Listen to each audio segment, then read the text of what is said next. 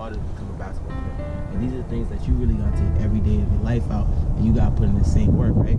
So what if you find your craft like nursing? What if you find to own a business? What if you find to become an A&R? Why don't you become a producer? Instead of being the actor, why don't you be the screenwriter? You know what I'm saying? Like, instead of taking the little portion, why don't you create the portion? Like, and I feel like that's where black society, that's where we messed up at, because everybody want to be LeBron James. Everybody want to be fucking little baby. But nobody want to be LeBron James' manager. That got LeBron to where he is. Nobody want to be his best friend who don't have a college degree, who don't have nothing, but he's making a way for himself. Everybody sees LeBron, but they don't see his manager that he put on that don't have none of shit. And look what he's doing. Listen, bro, I seen some shit where it's so crazy. You start realizing how people move different. Jay-Z has a management company. He doesn't have a record label though. Why? Because you can manage more other people than you can actually own. What if I manage you and I tell you, look, I can get you this, that endorsement, that endorsement, that endorsement, that endorsement. Now all you have to do is stick to yourself. Show people your true colors. Be yourself, my man, because I feel like that's where the facade comes from. Everybody wants to make something that they're really not, because they feel like that's the level that they gotta be at to be something. When really you can be yourself, be a regular person. You could be that regular person just riding around in a regular Maserati, and you don't have to be an athlete. You can over here have a Montclair jacket and you fly shit every day, or you got the illest sneakers, you doing everything you need to do. You don't have to be a ball player. You don't have to be a rapper, my nigga. Like, and that's the thing, that's where our kids and our generation, like our younger generation, that's where they confuse that, because it's like, oh, for me to have a nice car, I gotta have a lot of money. Nah, bro, you really don't have to have a lot of money. And I feel like that's what society's not telling you. Like, money is developed every fucking day. So which means the currency value is gonna go down every fucking 1971, they took the value from exactly. So it's not even $1 no more, nigga. It's just the confidence and ignorance. Like 10 cents now, bro. Like, that's why you go to the store and it takes $10 to buy a gallon of milk, nigga, because back then it wasn't that. It took a regular dollar because the value was so much more. So you're looking at it like, okay, so what is next, right? And I feel like that's where grind is.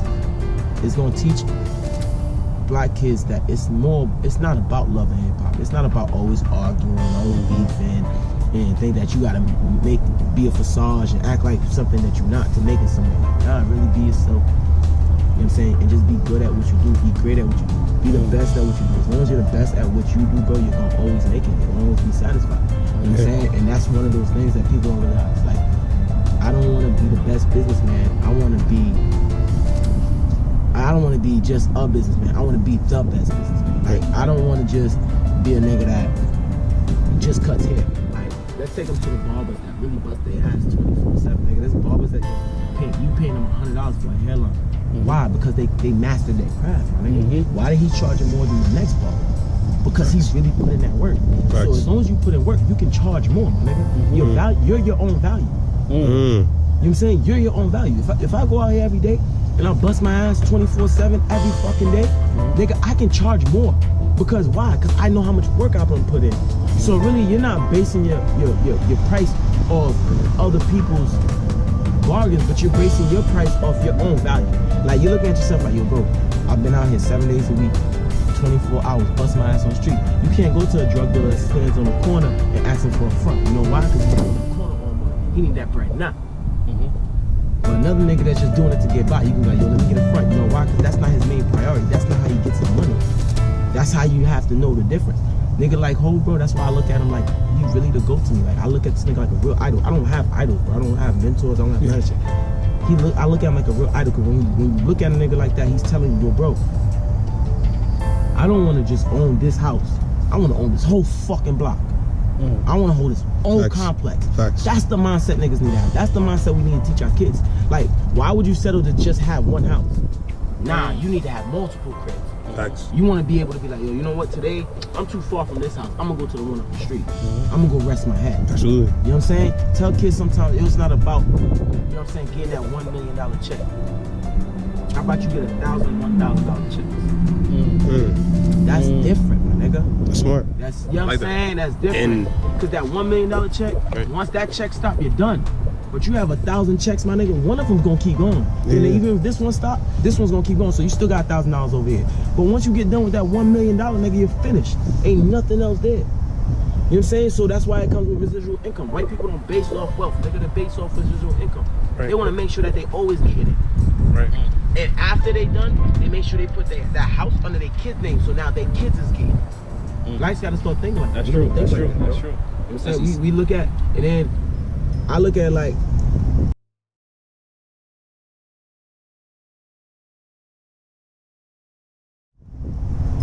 black people are vain, bro. Like, we're real vain. You put a camera in front of anybody, bro, they vain. They don't want to talk. They want to tell you about this, that, and third. They want to tell you their ideas. They want to stand in front of the camera.